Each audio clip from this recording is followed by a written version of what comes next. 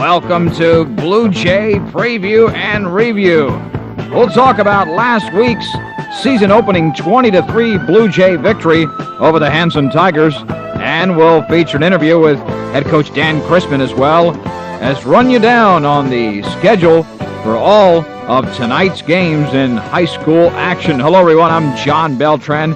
Great to be with you here for Week 2 of the St. Edmund Blue Jay football season as they open up here on another road game against the Marksville Tigers. The second week they play a team named the Tigers. Let's look at last week's game between the Hanson Tigers and the St. Edmunds Blue Jays. It started off very well for the Blue Jays, particularly that corralling defense. Hanson took the ball on the opening kickoff at their own 34-yard line. Had a couple of nice plays on the ground by Wilson Judice, their running back, a gain of 12 and a gain of 13, 25 yards in 2 plays, but then the Blue Jay defense stymied that offense of the Tigers, holding them to no yards over the next 3 plays. Hanson had to punt, and the Blue Jays took over on their own 33-yard line. Now, in this game, the Blue Jays ran 50 plays, 47 of them on the ground, 12 of 13 on this drive. Very impressive runs by Nicky Miller. We'll run down his statistics later on in the show. He gained 9 yards to start off the game. Then we had gains of 5, 7, 7, 25 yards. Just an outstanding offensive effort on this drive for the Blue Jays. 13 plays and 67 yards, but they got in trouble with a holding penalty. And following that holding penalty, a beautiful pass down the left sideline from quarterback Josh Andrus to Nicky Miller. Took the ball all the way down to the 2-yard line. They lost 2 yards on the succeeding play, but then after that, Nicky Miller across the right side, a 4-yard touchdown. The Blue Jays, again, 13 plays, 67 yards, and the PAT was good. At 4 minutes of the first quarter, St. Edmunds led 7-0. The defense cranked it up another notch for the Blue Jays. Hanson took over at their own 35-yard line, following a kickoff, I should say, by Joey Miller that went out of bounds, but 3 plays, 3 yards. The Blue Jays got the ball back at their own 45-yard line, but this time they couldn't generate much offense. But the punt by the Blue Jays was mishandled by the Hanson Tigers, and the Blue Jays took over in great field position at the 35-yard line of the Hanson Tigers. They ran 1 play for 4 yards, but Nicky Miller then, on the first play of the second quarter, fumbled, and the Tigers of Hanson had the ball right back. And they actually chewed up the clock very nicely. 10 plays here, took up a lot of time, and were able to generate 45 yards of offense. But when it counted, the Blue Jays, bend but don't break defense, took over, and they forced the Tigers to punt. St. Edmunds took over the ball at their own 26-yard line, and what a beautiful drive. 7 plays, 74 yards, mainly on the ground, the running again of Chuck Bowie and Nicky Miller, and it resulted in a big touchdown, not by either one of those two, but by Josh Andrus. On a fake handoff, he ran around the left side, cut in 28 yards for the score, and with his extra point, the Blue Jays led 14-0. Just over 2 minutes remaining when Hanson got the ball back, following an excellent kickoff return by John O'Neill. Make it Aaron Darcy. The ball was at the St. Ed's 48-yard line.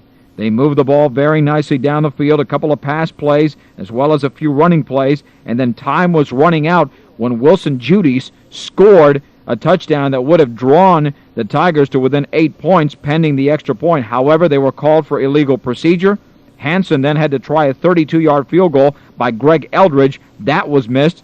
But the Tigers got the benefit of a break because the Blue Jays were called for roughing the kicker. That set up a much shorter field goal by Eldridge. He made it, and the score at halftime was 14-3 Blue Jays. In the first half, the Blue Jays were able to crank up 148 yards on offense, Hanson 96. So they did dominate the first half, great defensive playing, and 2 very long, sustained drives.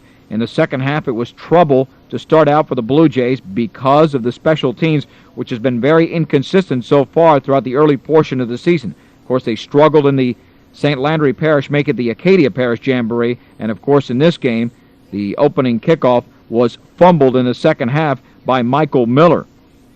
So, they're making Tony Miller now that we've got our statistics straight. Hanson took over, but the Blue Jay defense stepped it up another notch again. 3 plays. They were able to not gain any yards. As a matter of fact, they lost 5 yards. A key play there was 3rd and 5 at the St. Edmunds 27-yard line, and the quarterback, Christopher Sanders, had the ball, tried to pitch it to Ben Myers, but did it prematurely with Michael Miller in his face, and it was an errant pitch that Myers jumped on at the 37-yard line, and it forced the Tigers to punt. St. Edmunds took over at their own 12-yard line, and what an impressive drive it was.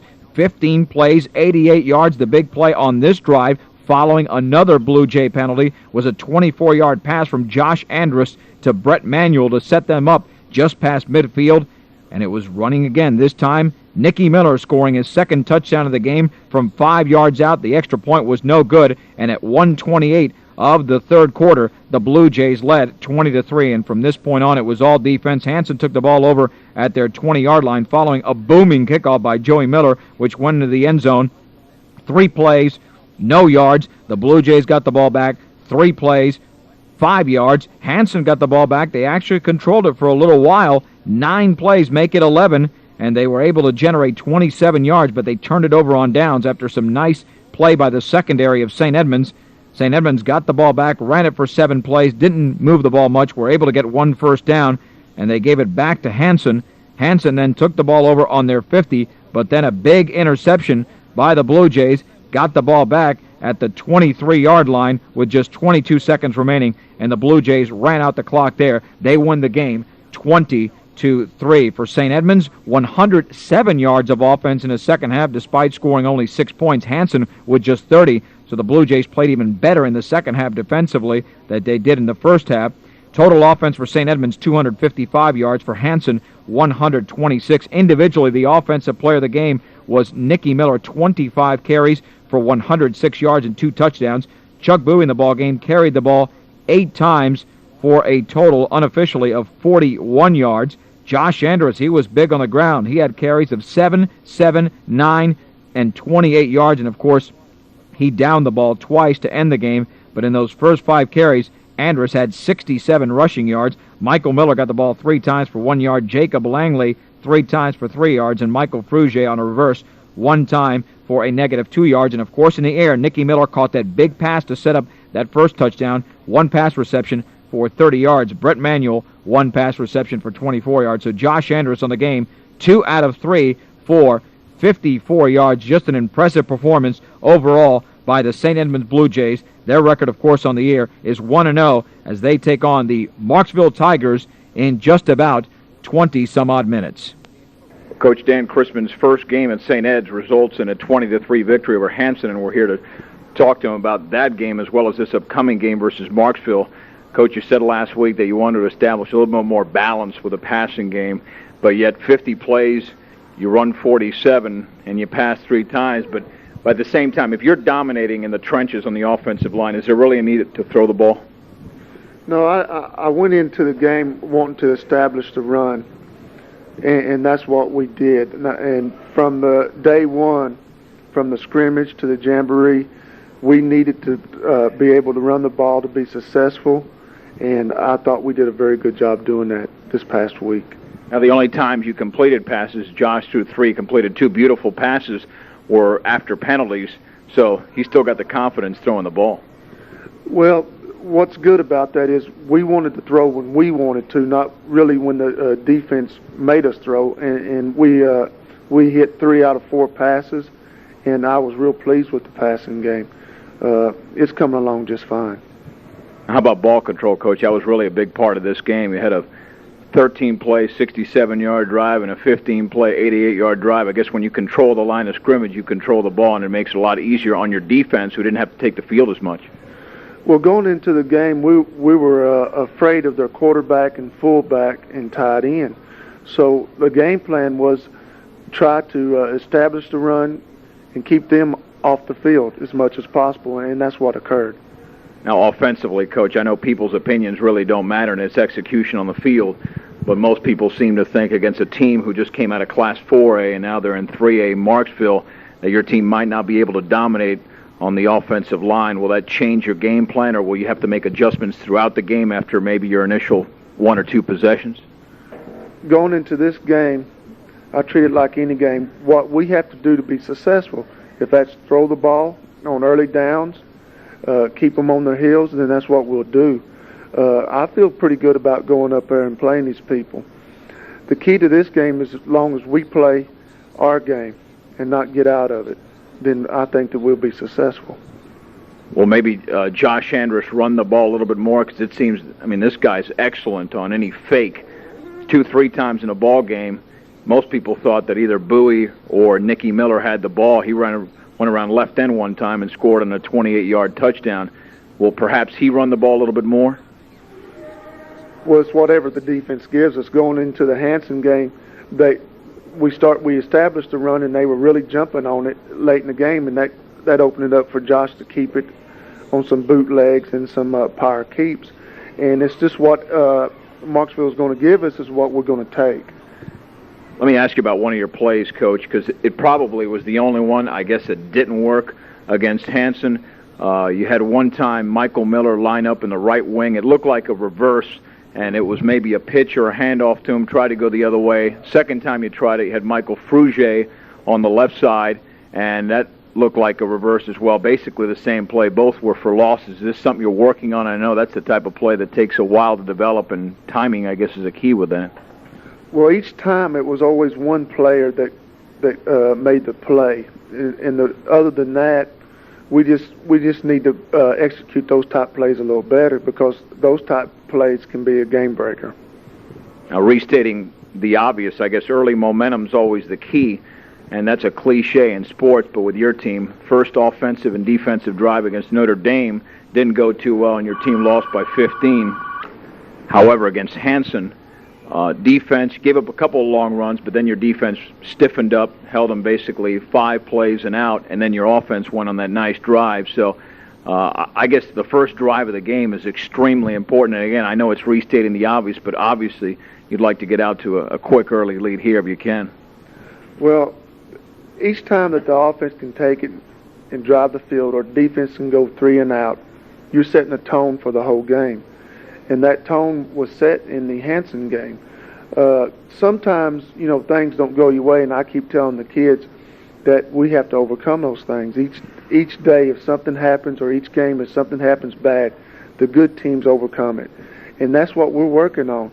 These games against Marksville, the Iotas, and the Hanson, is going to, if we improve each game, regardless of the result, then that will help us later on. Is there less pressure, I'm sorry, Coach, to perform in this game against Marksville as opposed to Hanson, simply because, again, talent-wise, they choose from a much larger pool, and most people, I guess, expected you to beat Hanson, but in this case, I guess it could be a little bit different in terms of the expectations. Is it easier for these kids mentally to go into this game against Marksville? Actually, I honestly believe it's more difficult on them because of the confidence factor. If we go over there and they just run up and down the field on it, then our confidence will be shot. If we can go up there and play them a good, solid football game and keep it close to the end and pull it out, then our confidence is going to be sky high going into the district. Something every coach wants to prevent, which we addressed briefly last week, is injuries. And one of the key members of your offensive line, who was actually injured on a defensive play, Eric Frugier, was assisted off the field. How's his condition right now? Eric had a little hyper extension of the knee of some sort, and the doctor looked at it, and he had no ligament damage, and he's going to play Friday. So everything's well. Talk about your defense, Coach, because they played a solid ball game, and obviously they have a tough test coming up Friday night. What do you look from them? Do you look to make any adjustments there, or again, you just adjust to what the offense gives you? Well, going into the Marksville game, they have so much speed that we really concentrated on taking angles in pursuit. And that's going to be the key to the game if we take proper angles and pursue those people. The quarterback is excellent, and the other skill positions, they're real fast. So we're going to have to take angles, the proper pursuit, to ball them in. And if we can do that, I think we'll frustrate them. I really do. Now, I know that one defensive player is never the key, but in looking at the game actually a couple of times and obviously watching it live, anytime that Michael Miller wasn't in on a play, it seemed that they had more or less positive yardage in the game, and not to say that he made every tackle, but obviously he plays a huge role on this team, especially plugging up those holes where the running backs try to run through. Well, in our defense, we play a reading defense, so actually our front line's main job is to keep those offensive linemen off of him so that our linebackers can make the play. And that's what occurred Friday night. Our D-line did an outstanding job in keeping the offensive linemen off the linebackers, and so they were able to scrape and perform well for us. Now, I asked you this question last week, but because the opponent now is Marksville, probably a bigger team, will you bring more people up to the defensive line in this game, or will you just have a basic defensive formation the same way you had last game against Hanson?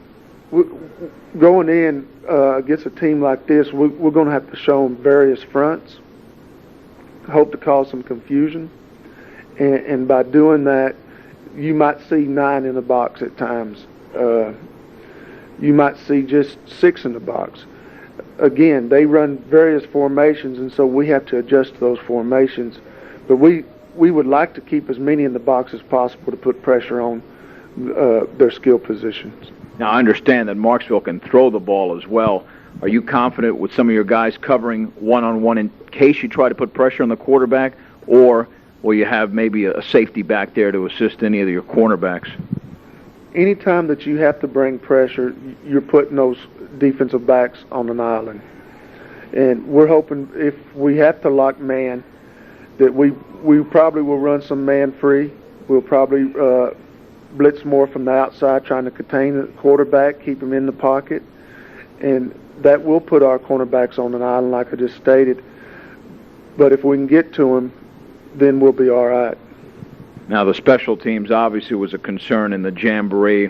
What did you think about their performance in general this week? Obviously, kickoff coverage was a problem after your team took a 14-0 lead, and then you had a fumble on the third quarter kickoff, but there were other times where it seemed to play pretty well. I was real pleased with the special teams. We have stressed from day one that if you're a member of the special teams, you're a very special person, because football games can be won and lost on that phase of the game. So we concentrate on that almost daily, on one phase or the other, be it punt, kickoff return. And it's going to be a big part of the game Friday. We cannot allow them to have a big play on us, so our special teams have to play real well. In other words, what you're saying is that field position is really going to be a big factor in this game, as it really is in most games, but especially on Friday night. Yeah, they have Marksville has the capability of going 80 any time that they touch the ball. And what we would like to do is have them have to drive the length of the field. And if an offense has to drive the length of the field, they tend to make mistakes, fumbles, penalties, so forth, and that will benefit us. If we allow them to return a punt, return a kick, do these things, then we're going to be on the negative side, trying to drive the ball 80 and 90 yards to keep them from controlling the game, if you will. What do you think the theory is on that, Coach? A lot of people say a lot more. Some people say it tires out the offense a little bit more when you have a 15-play, 80-some-odd yard drive. Do you have any theories on that? Or I believe that the offense, if they're clicking and they're doing a good job and they're blowing people off the line of scrimmage, that it's a lot harder to play defense at that point. If they go 3 and out, then they're going to be fresh and they're going to keep coming at you. That was a key in the game Friday night, and it's going to be a key. We defensively want them to have to try to drive 80 yards. On the return of that, if they can drive 80 yards each time they have the ball, then it's going to be a long night for us. Obviously, now, against Hanson, you really didn't need the big play. You had a couple of big plays, obviously the 20-yard touchdown run, the 30-yard pass to Nicky Miller. But in this game, do you really need a big play, or do you feel that you can take the ball all the way down the field on this ball club? I feel that the big play for us is establishing the run and throwing when we want to do what we want to do and keeping the defense off balance. If we can do that, then the big play comes into effect. if we have to go it's 3rd and 15 and have to have a big pass play, they're going to pin back their ears and come after us. And that's not what we want. So the key for us is to keep them off balance, try to establish a run, throw when we want to throw, and by doing that, I feel that some big plays could occur. What determines preparation for a team on an upcoming ball game is practice during the week. How do you feel your team practiced this week? The last 2 practices, Tuesday and Wednesday, we had real good practices. Monday was a little sluggish. But especially yesterday, we had a JV game. We had some going so we could really concentrate on our varsity people, and we were able to do a little more teaching, talking to them about what we needed to do to be successful. And so I think the last few practices have been going real well for us. Coach, we're looking forward to Marksville. Good luck. Thank you, sir. Appreciate it. And we'll be back in 90 seconds to run down the rest of the schedule in Louisiana high school football action tonight, following these messages on your home of St. Edmund's Blue Jays football. This is KEUN Supersports. St. Landry Homestead Federal Savings Bank has 3 locations to better serve you: Eunice, Opelousas, and Fort Berry. They specialize in residential loans with the lowest interest rates in many years. St. Landry Homestead Federal Savings Bank also has consumer loans of all types. At St. Landry Homestead, all loans stay local since it's run by local people. St. Landry Homestead Federal Savings Bank, Eunice, Fort Berry, and Opelousas, member FDIC.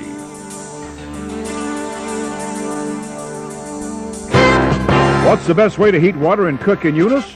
The best, most cost-efficient way to heat and cook in your home is with inexpensive natural gas. Natural gas burns clean and is by far the most popular way to heat and cook in homes throughout the Eunice area. For further information on the advantages of natural gas in your home or business, contact your favorite heating and cooling contractor. Natural gas in Eunice, it's the natural thing to do.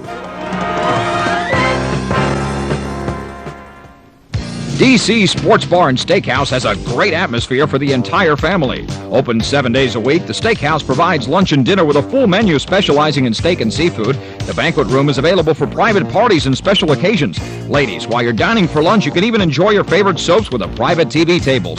The sports bar has big screen TVs for viewing all your favorite sporting events. There's also leather pocket pool tables, electronic darts, and championship shuffleboard games.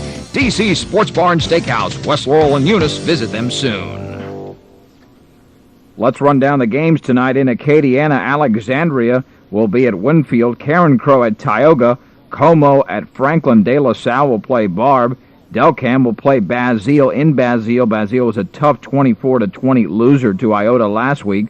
De Quincy's at Welsh. DeRitter out of District 4-4A, as are the Eunice Bobcats, will play at Westlake. East Beauregard is at Buckeye. Erath at North Vermilion. Grant will play at Pineville. Goydan at Livonia. Iota at Church Point, and Iota is St. Edmund's opponent next week. Iowa will be at Lake Arthur. Gina at Bunkie. Jennings will play the Eunice Bobcats. Of course, we all know about that. You can listen to that on KJJB 105.5. Pre-game coverage begins at 7 o'clock. Kaplan is at Beauchene. That's Eunice's opponent next week. Lafayette at Crowley. LaGrange out of Lake Charles will take on Natchitoches Central, both teams out of Class 5A. Lake Charles of Boston is at Mansfield. Mamou will take on Kinder. Mamou is the district opener for the St. Edmunds Blue Jays. Newellton is at Block. Avoyelles will host North Central. North Side is at Cecilia. Northwest is at Port Barry. Port Barry was a very impressive 30-0 winner last week against University Lab. Oakdale at Monty. Oberlin at South Beauregard. Patterson at Berwick. Peabody at Leesville. Leesville, of course, was spanked 39-14 by Evangel. Rain is at Jeanneret. Rose Pine at Maryville. Sacred Heart of Bill Platt, the favorite in District 5-1A, is at Lauraville. Sam Houston at Sulphur. South Cameron at Benton. St. Martinville will take on Acadiana. St. Thomas More is at New Iberia. Turlings Catholic out of Lafayette is at Breaux Bridge, and Breaux Bridge is a Class 3A team. Turlings Catholic, of course, ranked number 1 in Class 2A. Washington Marion at Opelousas. Waterproof will take on Elton, and finally, West Ouachita is at Bolton. West Ouachita out of Class 5A, Bolton out of Class 4A. And remember, at halftime, I'll be with you running down the first half statistics, and I'll talk with Barry Spears about LSU's game tomorrow night at Mississippi State. as well as the Saints game Sunday at San Francisco. Stay tuned. I'm back with Barry Spears next for the call of tonight's game between the St. Edmunds Blue Jays and the Marksville Tigers.